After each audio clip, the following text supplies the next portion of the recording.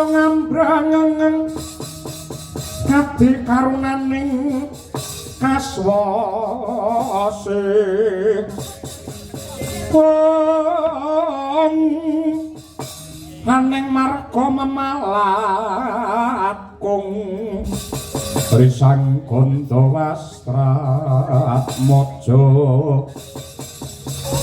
leng-leng lalu hangulati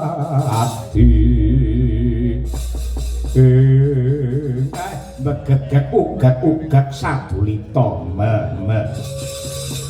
Gus ndara parikesit sampun mandhet mangu nggih Den sing wening rasamu sing jejeg imanmu sampun ngantos kecalan kiblat kautaman lan lajering kadarman Kyai Semar Badranaya utunging kawuh cingkranging ilmu yekti bakal anjurung marang kerusakan lan kacintrakan tumraping praja Ngastina lamun to parikesit tinuding mangkreh marang negara iki Kyai Semar Den titah ingkang klebu apes lan muspra gesangipun menika menawi boten weruh marang darmanipun mila kula suwun ndara parikesit sampun ngantos mangkro tinggal Bapundenmu Pandhawa sampun golongake rembug para kawula sampun nunggal swara amatah ndika mangka dadi songsong agung makutaning praja Ngastina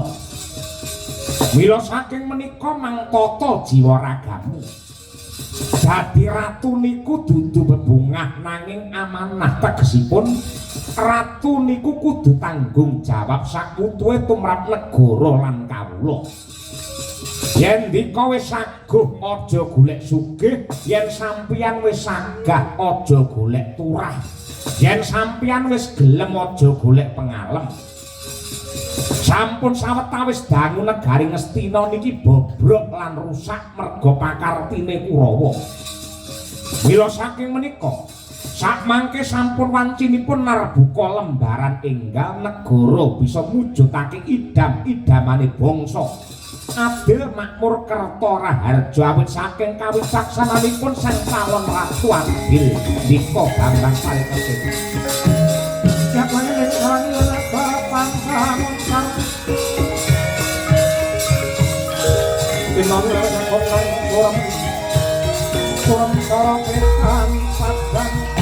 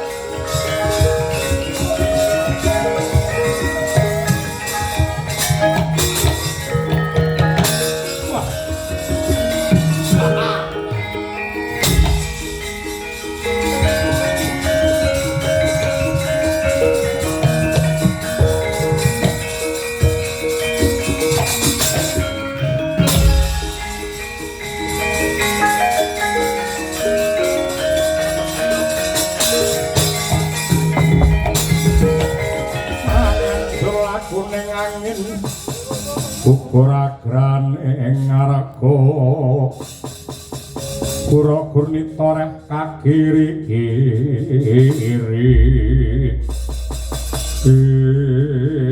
kowe sing kekasih Parikesit iya dasar para nyata kowe sapa lek nom mripatmu jerengen gobokmu anak swargi Bambang Haswatama Jagwang Swela kang dadi aran kabar sing dak tampa kowe bakal disengkakake ngaluhur mongko dadi ratu Yastina kowe dudu karepku nanging panyengkuyunge para pepundhen nadyan kaya ngapa lan kepiye ngibarate mas pengen roh lelere ngibarate ndok pengen roh dadari kena kowe bedhengkang sila tumpang dadi ratu paton pinter jebol diadane Jagwang Swela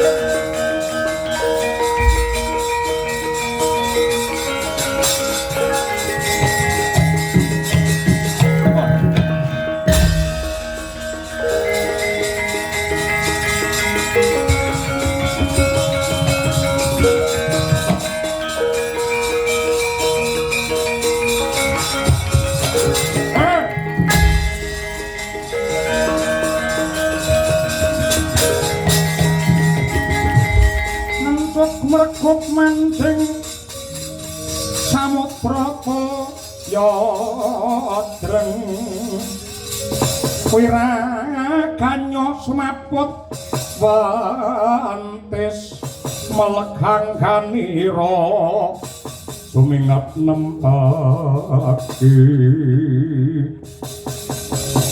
migek jonggo kang marih katanaga kumambang pari kesit melek mripatmu rungokno gobokmu aku Dursa Subala anak Dursasana njaluk marang para Pandhawa supaya papan dunungku kasatriyan Banjarjunut bisa merdika ucul saka cengkremane Ngastina. Dursa Subala apa sebabe dene Banjarjunut kepingin uwal saka pepangkone Ngastina. Wis pirang-pirang taun kasatriyanku mung dadi kesete panguwasa. Wis cetha Banjarjunut iki jembar lan subur dasare nyimpen asil bumi ingkang awujud emas. Kudune wong Banjarjunut kabeh uripe mulya lan sugih ning nyatane sing sugih tetep panguwasa. Wong kene kawulane tetep dadi kere. Sebab apa mergo asil bumi Banjarjunut mung dikeruk lan dirampas dening wong serakah. Ngastina iki panguasane ora adil, anggone ngayomi kawula durung rata. Mula aku ora trima Banjarjunut kudu merdika. Mengko dhisik Dursa Subala. Ndak suwun bab iki kudu nduk penggalih sing kanthi permati. Mergo ngedekake negara dhewe kuwi ora gampang. Kejaba saka kuwi mestine panjenenganmu nate nyurasa sejarah lamun ta para sesepuh biyen wis sumpah lan prasetya nadyan negara iki dumadi saka pulo ingkang ewon cacahe lan dumadi saka pirang-pirang golongan adat suku bangsa budaya lan agama nanging tetep manunggal tetunggalan njaga wutuhe bumi pertiwi. Ya mung kanthi golonging tekad giliking sedya rumeksa wutuhe negara iki kanggo ngurmati lelabuhane para leluhur. Bumi iki wis disiram nganggo getih lan ditumbali balunge para kusuma bangsa. Aja nganti diprail-prail. Anane negara iki diprail-prail mergo panguwasa ora adil. Panguwasa sapa sing nduk anggep ora adil? Para Kurawa mbiyen serakah dakah-dakah ambeke murka. Mongko dina iki pepundhen Kurawa wis sirna lan calone Parikesit ingkang dadi Ratu Ngastina. Kowe dadi panguwasa mesti dadi wong murka tanpa beda Kurawa mbiyen. Dursa Subala. Wis dadi sumpahku. Muga sineksen jagat sakisine. Yen Parikesit wis dadi ratu, aku bakal tumindak kanthi adil lan wicaksana. Saguh mulyake kawula kanthi warata klebu mulyake wong Banjarjunut. Kabeh calon ratu janjine legi ning tek-entekane mung arep ngapusi wis.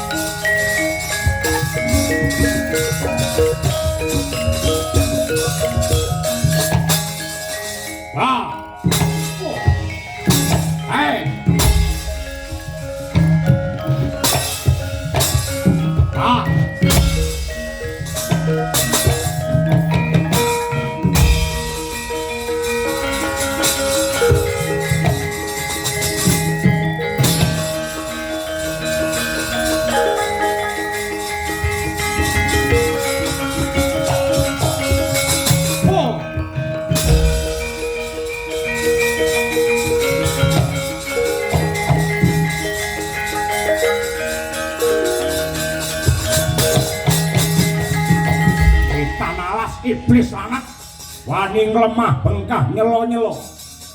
Sapa kowe? Bocah Pringgondani, anak Suwargi Gatotkaca Sasi Kirana kang dadi aranku. Karepmu apa melu cawe-cawe perkara iki? Yayi Parikesit kae calon ratu. Aku dadi Sentana duwe kewajiban ngayomi karo panjenengane. Yen ngono kowe njaluk Radawa umurmu. Dibuktekne kaprawiranmu padha karo gerangamu biyen apa?